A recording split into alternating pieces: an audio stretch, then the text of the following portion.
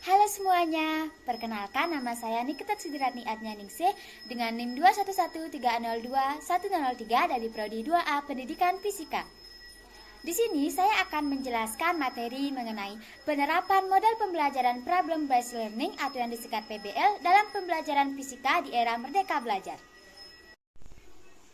Oke teman-teman, sebelum saya lanjut ke materi, di sini saya akan menjelaskan mengenai apa sih itu model pembelajaran.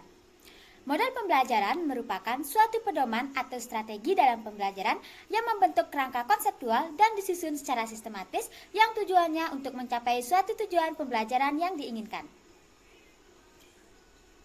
Suatu model pembelajaran dapat dikatakan sebagai model pembelajaran jika memenuhi syarat-syarat atau komponen dari model pembelajaran. Nah, apa sih itu syarat atau komponen dari model pembelajaran? Syarat dari komponen pembelajaran itu terdiri dari 4. Yang pertama adalah sintaks, yang kedua adalah prinsip reaksi, yang ketiga adalah sistem sosial, dan yang terakhir adalah sistem pendukung. Nah, apa sih keempat itu? Yang pertama adalah sintak. Sintak ini merupakan langkah-langkah, di mana langkah-langkah ini digunakan untuk memudahkan saat memulai pelajaran dengan model pembelajaran tersebut. Yang kedua adalah prinsip reaksi. Prinsip reaksi merupakan reaksi guru atas aktivitas-aktivitas dari peserta didik, seperti memberikan tanggapan setelah peserta didik berpendapat. Nah, dengan adanya prinsip reaksi ini akan memudahkan untuk memilih reaksi apa yang pas untuk diberikan kepada peserta didik. Yang ketiga adalah sistem sosial. Sistem sosial sebenarnya memiliki 3 pengertian utama.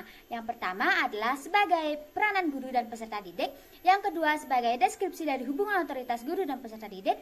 Dan yang terakhir adalah sebagai deskripsi kaidah untuk mendorong peserta didik menjadi lebih aktif. Dan yang terakhir adalah sistem pendukung. Sistem pendukung ini merupakan alat-alat atau bahan pendukung yang digunakan saat melakukan pembelajaran, seperti meja, kursi, bahan ajar, dan model-model lainnya yang sesuai dengan pembelajaran yang dilakukan. Salah satu model pembelajaran adalah model pembelajaran Problem Based Learning atau yang disingkat dengan PBL. PBL ini merupakan suatu model pembelajaran berbasis masalah yang menggunakan masalah dalam dunia nyata.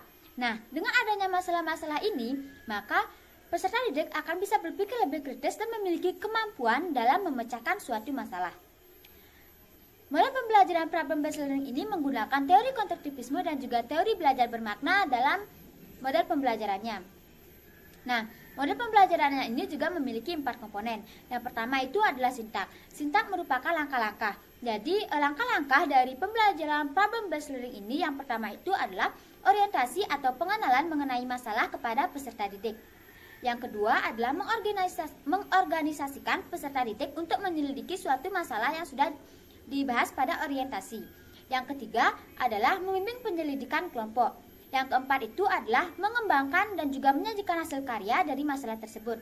Yang kelima, menganalisis dari pemecahan masalah. Dan yang terakhir adalah memberikan evaluasi dari pemecahan masalah tersebut. Nah, adapun prinsip reaksi dari model pembelajaran Problem Based Learning itu adalah guru dijadikan sebagai fasilitator di mana hanya memfasilitasi siswa dalam proses pembelajaran. Guru hanya menjadi seorang pembimbing dalam membimbing siswa saat memecahkan masalah ataupun saat melakukan diskusi kerja kelompok. Nah, guru memberikan orientasi masalah dan juga membimbing siswa untuk menyelidiki masalah tersebut secara berkelompok. Kemudian, guru akan meminta kepada siswa perwakilan dari kelompok tersebut untuk mempresentasikan hasil dan diskusinya tersebut. Nah, sedangkan sistem sosial dari Problem Based Learning ini yaitu adalah berdiskusi. Karena saat berdiskusi akan terdapat interaksi sosial antara peserta didik yang satu dengan peserta didik yang lainnya. Dan yang terakhir adalah sistem pendukung. Sistem pendukung pada Problem Based Learning ini yang pertama itu adalah buku, LKPD, ataupun model-model pembelajaran yang lainnya. Nah, di saat ini saya menggunakan sistem pendukung seperti PET, yaitu suatu alat pengamatan yang akan digunakan saat melakukan pembelajaran. Nah, teman-teman, saatnya kita lanjut ke pembahasan inti, yaitu penerapan model pembelajaran Problem Based Learning dalam pembelajaran fisika di era Merdeka Belajar. Menteri Pendidikan dan Kebudayaan Nadiem Makarim mencetuskan sebuah konsep pendidikan Merdeka Belajar. Beliau menyebutkan bahwa Merdeka Belajar adalah kemerdekaan berpikir. Merdeka Belajar ini merupakan suatu pendekatan agar siswa dan mahasiswa dapat memilih pelajaran yang diminatinya. salah satu pembelajaran yaitu adalah pembelajaran fisika yang tidak kalah asing lagi, yang tidak asing lagi kalian dengar di telinga, baik itu saat di SMP maupun di SMA dan juga di perguruan tinggi. Pembelajaran fisika memang sering kali dianggap sebagai pembelajaran yang sulit. Adapun sebab pembelajaran fisika dianggap sulit dan siswa kurang mengerti dengan materi fisika adalah karena metode yang digunakan saat melakukan pembelajaran dengan materi yang digunakan kurang pas. Nah, maka dari itu, untuk mengatasi kekurangpahaman siswa ataupun ketidakminatan siswa mengenai materi fisika, maka perlunya suatu model pembelajaran yang pas dengan pembelajaran fisika yang akan dipelajari. Salah satu model pembelajaran yang cocok untuk pembelajaran fisika adalah model PBL, yaitu Problem Based Learning. Dengan model pembelajaran PBL ini, siswa akan menggunakan suatu proses yang interaktif dalam mengevaluasi masalah apa yang sudah diketahui dan mengidentifikasi masalah tersebut. Misalnya, contohnya pada pembelajaran fisika yaitu pada materi gerak parabola. Nah, gerak parabola ini merupakan suatu gerak dua dimensi dari benda yang bergerak dan membentuk sudut elevasi dengan sumbu X atau sumbu Y. Gerak parabola ini merupakan gabungan dari gerak lurus beraturan dan juga gerak lurus berubah beraturan. Yang pertama adalah orientasi peserta didik kepada masalah. Nah, pada orientasi peserta didik kepada masalah ini, guru akan memberikan suatu masalah dalam dunia nyata mengenai gerak parabola. Misalnya mengamati gambar penembakan peluru, di mana pada penembakan peluru ini lintasan dari peluru itu akan berbentuk parabola. Nah, dan juga guru akan meminta peserta didik untuk melakukan pengamatan di PET.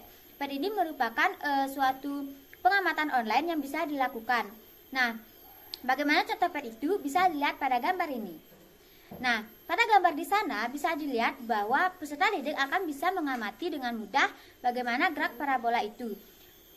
Melalui peluru itu pada sudut berapa akan berbentuk, lintasnya akan berbentuk parabola. Apakah dengan sudut 90 derajat lintasnya akan bisa berbentuk parabola, dan pengamatan-pengamatan lainnya yang bisa digunakan.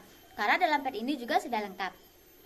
Yang kedua adalah mengorganisasikan peserta didik. Maksud dari mengorganisasikan peserta didik ini adalah guru akan meminta peserta didik untuk membagi kelompoknya, ataupun guru yang bisa membagi kelompoknya secara heterogen. Di mana maksud dari heterogen ini adalah campuran, baik itu dari pria ataupun wanita, pintar ataupun yang tidak terlalu pintar, seperti itu. Nah, dan masing-masing kelompok itu akan diberikan suatu lembar kerja peserta didik atau yang disingkat dengan LKPD. Yang ketiga adalah membimbing penyelidikan individu dan kelompok. Nah, pada saat membimbing penyelidikan individu dan kelompok, guru akan memberikan bimbingan kepada peserta didik saat menjawab LKPD yang sudah diberikan dan dipersilakan untuk bertanya jika ada yang tidak dimengerti. Yang keempat adalah mengembangkan dan juga menyajikan hasil karya. Nah, saat peserta didik diminta untuk mengerjakan LKPD, maka peserta didik otomatis akan berdiskusi dengan kelompoknya. Nah, maka peserta didik itu juga akan diminta untuk berdiskusi mengenai gerak parabola, baik itu menginterpretasikan grafik, formulasi untuk benda yang bergerak parabola untuk mencapai tinggi maksimum dan jarak maksimumnya, dan juga lain sebagainya. Nah, setelah peserta didik selesai membuat LKPD, maka guru akan meminta untuk perwakilan kelompok mempresentasikan hasil yang sudah didapatkan saat diskusi.